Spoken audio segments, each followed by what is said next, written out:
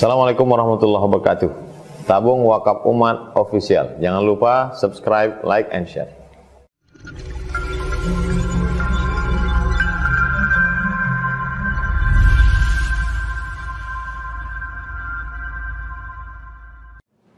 Bismillahirrahmanirrahim. Assalamualaikum warahmatullahi wabarakatuh.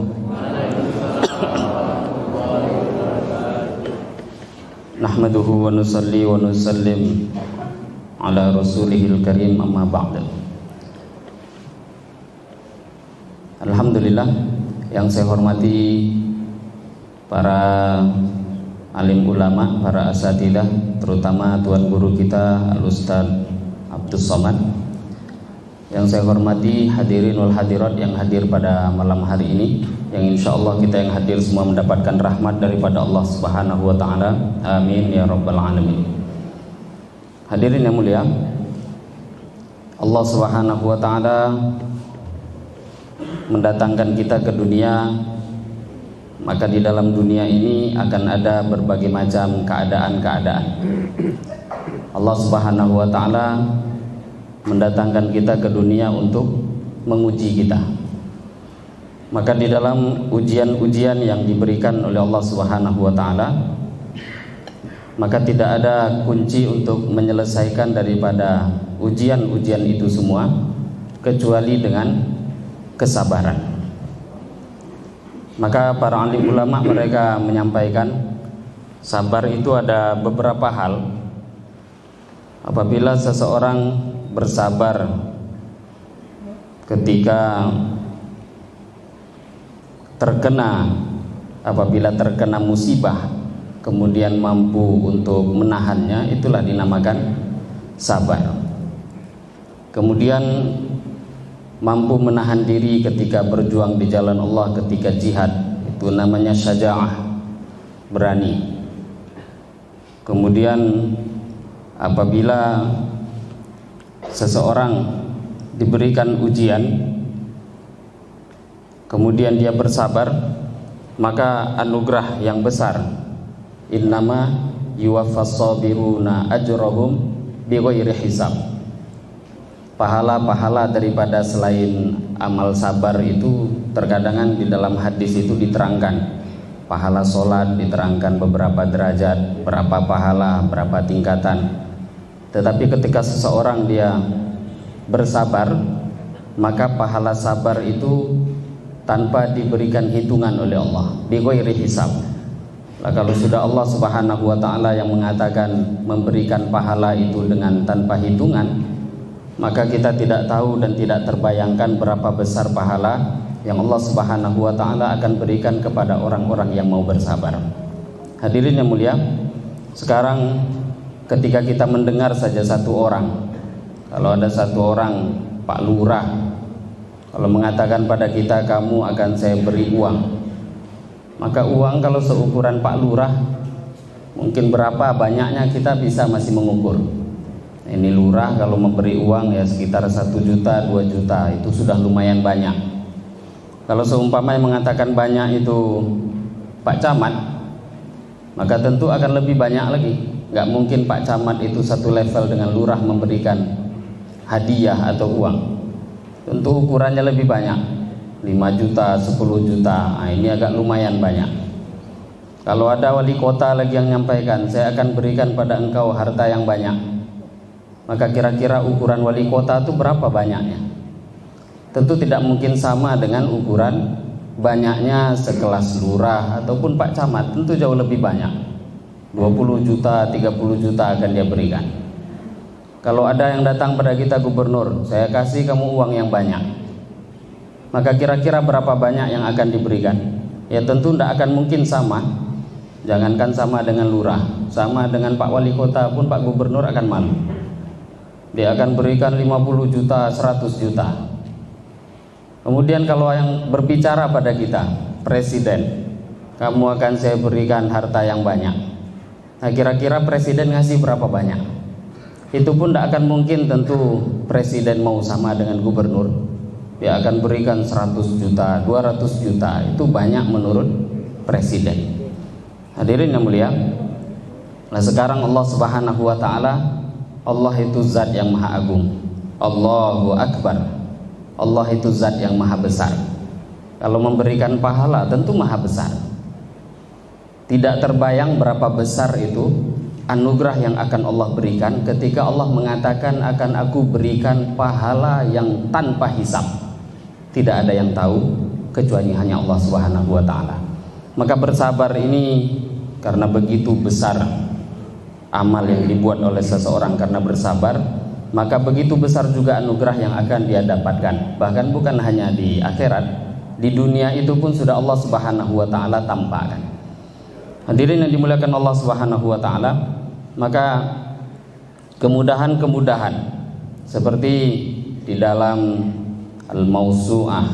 Mausu'atul Akhlaq ini diceritakan tentang al-faraj ba'da syiddah. Ada namanya kelonggaran yang Allah Subhanahu wa ta'ala berikan itu biasanya selepas kesusahan. Kelonggaran-kelonggaran itu akan datang ketika seseorang melewati kesusahan-kesusahan. Maka di sini ada satu kisah yang mana ada satu orang daripada keturunan Rasulullah SAW, daripada kalangan Alawiyyin. Beliau pergi ke Mekah. Pada waktu itu haji, bekal habis, dalam keadaan kelaparan, sampai berhari-hari tidak makan. Maka pada waktu itu sampai 1 hari masih tahan, 2 hari masih tahan, 3 hari pun sudah sampai kelaparan. Akhirnya beliau pun melihat tidak ada lagi yang bisa didapatkan. Maka beliau pun mengatakan, aku teringat dengan hadis yang disampaikan oleh kakekku, kata beliau, karena keturunan Rasulullah. Beliau mengatakan, aku teringat dengan sabda Nabi SAW, ma'u zamzam lima quri'alahu. Air zam-zam itu sesuai niatnya dengan apa yang dituju oleh orang yang meminumnya. Maka beliau pun minum air zam-zam, tujuan untuk bagaimana masalah musibah yang datang ini mudah diselesaikan oleh Allah, diminum air zam-zam. Maka selepas itu beliau pun berjalan. Sambil berjalan aku tengok-tengok, entah mungkin ada apa yang dapat di jalan. Tidak tahunya pada waktu itu melihat satu wadah, yang mana di dalam wadah uncang itu ada berisi 1000 keping emas. Berisi 1000 keping emas. Maka dia ambil. Maka pada waktu itu pun beliau mulai menyampaikan, siapa yang kehilangan ada uang dinar emas, maka cari kepada saya, sampaikan sifatnya, berapa isinya, kalau betul akan saya berikan. Sampai 2 hari, tapi tidak ada juga orang yang mengaku mengatakan itu miliknya. Sampai keesokan harinya, pagi hari pun juga terus disampaikan, tidak ada yang mencari. Beliau pun sampai mengatakan, sampai hari keempat pun aku sudah tidak mampu untuk berjalan lagi, karena tidak ada makan, minum, tidak mampu buat apa-apa, susah, tapi tetap nahan sabar. Maka pada waktu itu aku berikan pesan pada orang, kalau kamu mendengarkan ada orang mencari barang, emas atau apa yang hilang, maka beritahu ada pada saya. Singkat cerita, ada satu orang Khurasan yang memang mencari barang yang hilang tadi. Kemudian ketika itu datang, beliau pun mengatakan, betul engkau mencari? Iya. Bagaimana sifat-sifat barangnya? Diterangkan lengkap. Berapa jumlahnya? Dia pun mengatakan lengkap, persis seperti barang yang ditemukan. Maka Alawiyyin yang keturunan Nabi ini pun mengatakan, kalau aku serahkan kepada engkau, maukah engkau memberikan kepada aku nanti 100 dinar? 100 dinar. Maka kata orang tadi, enggak, saya enggak akan berikan. Lah kalau enggak mau 100 dinar, 50 dinar lah berikan. Maka dia pun mengatakan, enggak, 50 dinar pun enggak akan mau aku beri. Maka beliau pun mengatakan, ya kalau enggak mau 50 dinar, 1 dinar sajalah. Maka dia pun mengatakan, tidak, saya enggak mau memberikan engkau sepeser pun. Maka beliau pun pasrah. Aku pun pasrah pada Allah. Ya memang dia tidak mau memberikan dan itu bukan hak miliknya. Maka pada waktu itu orang itu pun pergi. Dan beliau pun mengatakan, keadaanku pun bertambah sulit pada waktu itu. Sampai orang itu pun hilang. Tidak berapa lama kemudian, tahu-tahu dia kembali. Ketika dia kembali, maka dia mengatakan, bertanya, engkau dari daerah mana? dari mana rumahmu dan bagaimana asalmu? Maka keturunan Nabi ini pun mengatakan, aku datang dari Kufah, aku dari keturunan Husain bin Ali radhiyallahu taala anhu. Beliau pun menceritakan kisahnya dari awal.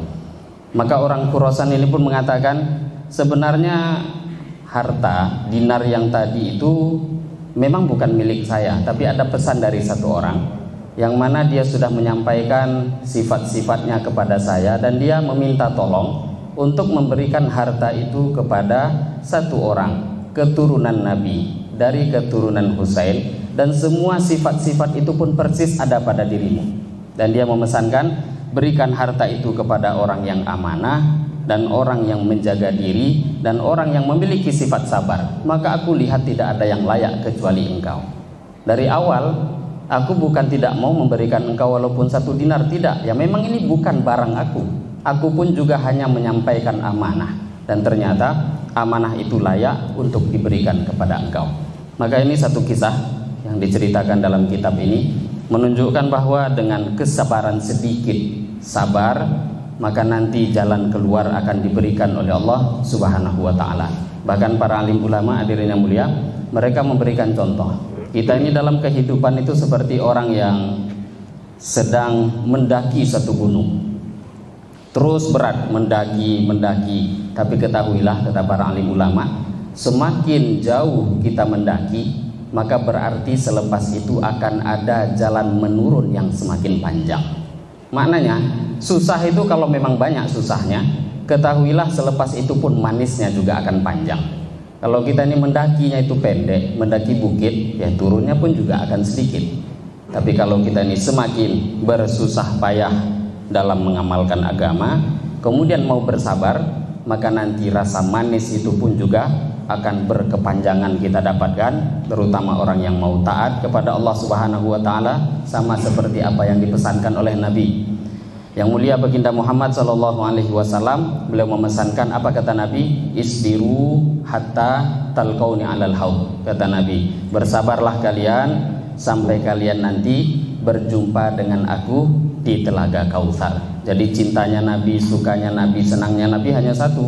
Kita ini mau susah payah, bersabar dalam mengamalkan agama, bersabar dalam kehidupan dunia. Sabar itu sampai kapan? Sampai nanti jumpa insya Allah dengan Rasulullah Sallallahu Alaihi Wasallam di telaga Kautsar, yang akan langsung diminumkan oleh Nabi dari tangan beliau yang mulia.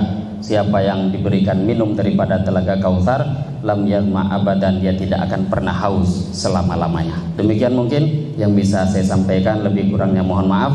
Wabillahi taufiq wal hidayah. Wassalamualaikum warahmatullahi wabarakatuh.